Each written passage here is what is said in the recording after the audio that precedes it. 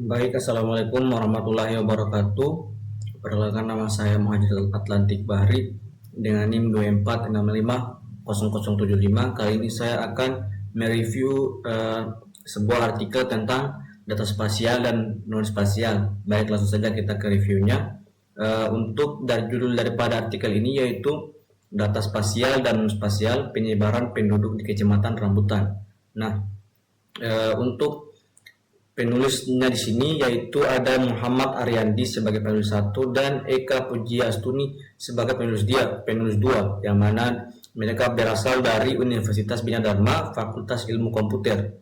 Untuk artikel ini sendiri dipresentasikan pada Seminar Nasional Aptikom atau Semnastikom di Hotel Lombok Raya Mataram pada tanggal 28 sampai 29 Oktober 2016. Untuk sumber daripada artikel ini saya dapat dari Google Scholar. Baiklah saja, di artikel ini ada abstrak, pendahuluan, lalu ada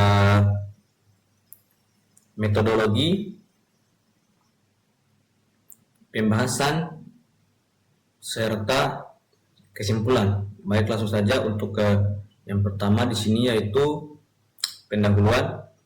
Untuk pendahuluannya di sini, Kecamatan Rambutan merupakan salah satu kecamatan yang ada di Kabupaten Banyuasin. Kecamatan ini memiliki luas sebesar 624,55 km persegi atau kilometer kubik, dan memiliki desa sebanyak 17 desa. Untuk data kependudukan seperti jumlah penduduk laki-laki dan jumlah penduduk perempuan, jumlah anak-anak usia sekolah, jumlah manula di Kecamatan Rambutan sudah dilakukan pendataan namun masih dalam bentuk tabel yang berupa hard copy dan berkas yang disimpan juga pada Microsoft Excel. Hal ini menyebabkan apabila pengambilan keputusan ingin mengetahui penyebaran penduduk per desa di Kecamatan Rambutan kurang optimal.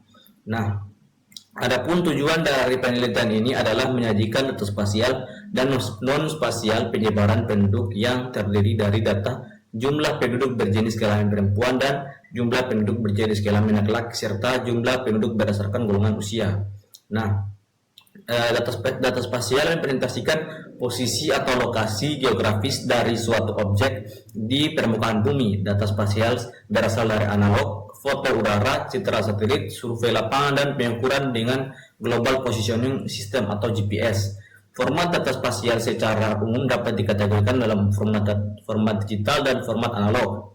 Nah, untuk format data spasial sendiri, dalam SIG data spasial dapat dipresentasikan dalam dua format, yaitu data vektor yang merupakan bentuk bumi yang dipresentasikan ke dalam sebuah kumpulan garis area atau daerah yang dibatasi oleh garis yang berawal dan berakhir pada titik yang sama. Lalu titik dan nodes yang mana merupakan titik perpotongan antara dua buah garis. Nah, di sini adalah gambar untuk data vektor. Lalu selanjutnya ada data raster. Data raster sendiri biasa disebut dengan cell grid, yang mana merupakan data yang dihasilkan dari sistem penginderaan jauh pada data raster. Pada data raster, objek geografis dipresentasikan sebagai suatu struktur cell grid yang disebut dengan pixel picture element. Nah, ini adalah merupakan gambar untuk data raster tadi.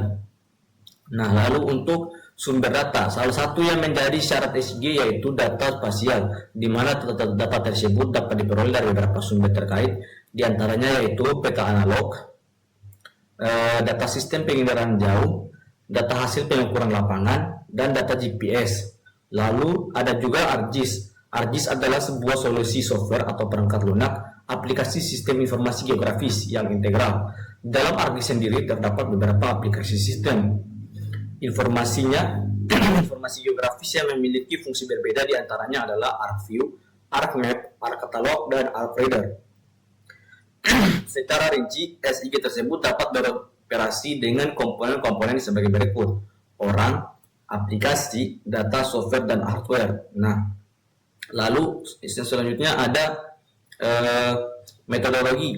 Metodologi yang digunakan dalam penelitian ini yaitu metode Research and Search atau R&D, yang menjelaskan bahwa metode penelitian dan pengembangan merupakan metode penelitian yang digunakan untuk menghasilkan produk tertentu dan menguji keefektifan produk tersebut.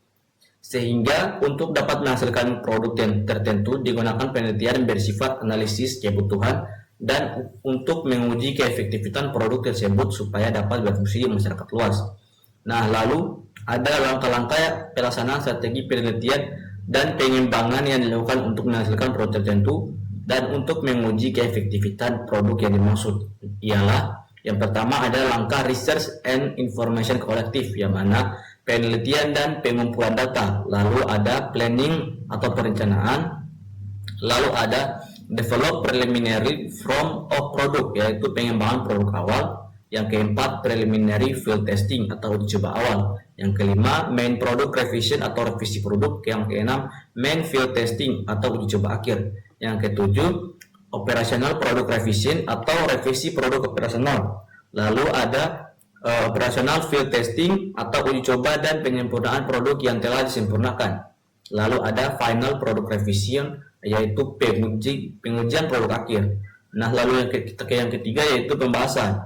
Di pembahasan di sini ada research and information collecting. Lalu ada analisis masalah, di mana tahapan penelitian yang dilakukan oleh peneliti yaitu mengatasi permasalahan yang ada. Nah, lalu ada juga untuk permasalahannya yaitu data penyebaran penduduk berdasarkan jenis kelamin di Kecamatan Rambutan masih belum disajikan secara spasial. Yang kedua, data penyebaran penduduk berdasarkan golongan usia di Kecamatan Rambutan masih belum disajikan secara spasial.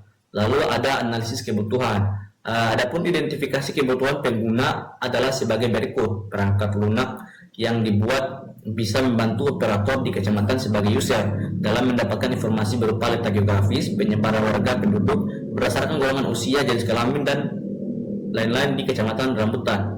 Lalu ada perangkat lunak yang bersifat user friendly, dan yang ketiga adanya personil yang mengoperasikan serta pemeliharaan perangkat lunak. Lalu ada analisis kebutuhan perangkat lunak. Di sini ada hardware, yang mana untuk hardware yang digunakan di sini ada beberapa, yaitu prosesor Intel Core i3, RAM 2 GB, hard disk 500 GB.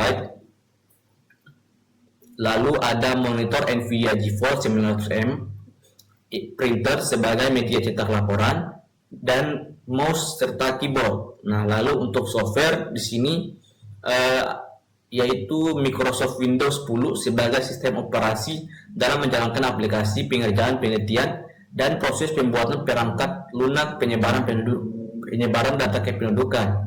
Lalu ada ArcGIS 10.2 yaitu aplikasi penunjang untuk proses pembuatan pemetaan. Nah, lalu ada analisis kelayakan. Untuk analisis kelayakan sendiri dibagi menjadi beberapa aspek. Yang pertama aspek teknis, aspek ekonomis, dan aspek operasional. Lalu ada perancangan peta sistem informasi geografis.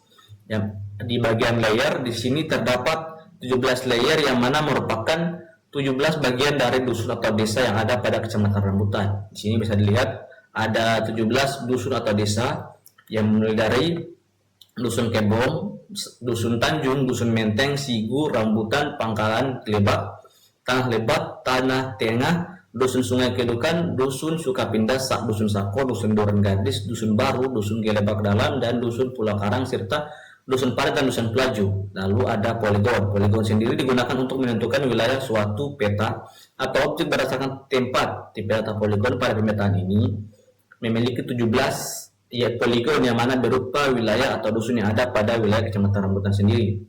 Nah, lalu ada atribut tabel serta develop preliminary form of product, yaitu pengembangan produk awal, di mana hal-hal ini dijabarkan pada georeferencing, yaitu georeferencing desa Rambutan, yang mana hasil daripada georeferencing desa Rambutan sendiri terlihat pada tiga gambar yang ini, yaitu yang pertama ini. Lalu ada georeferencing desa Tanjung Merbu. Nah, lalu untuk yang selanjutnya ada open attribute table atau input data, di mana untuk input data desa Rambutan seperti ini. Lalu untuk input data pada desa Talang Merbu, nah seperti ini. Lalu untuk kesimpulan daripada artikel ini, yaitu kesimpulan yang dapat dari penelitian ini yaitu menghasilkan perangkat lunak penyebaran data penduduk secara sistem informasi geografis berdasarkan data spasial yang berupa titik koordinat dari setiap desa dan non spasial yang berupa data jumlah golongan usia dan jumlah jenis kelamin dari laki-laki dan perempuan. Nah, lalu ini untuk daftar pustakanya. Baik, sekian saja mungkin untuk penjelasan dan review saya untuk artikel ini. Bila ada salah kata dan lain-lainnya, mohon dimaafkan. Sekian dan terima kasih.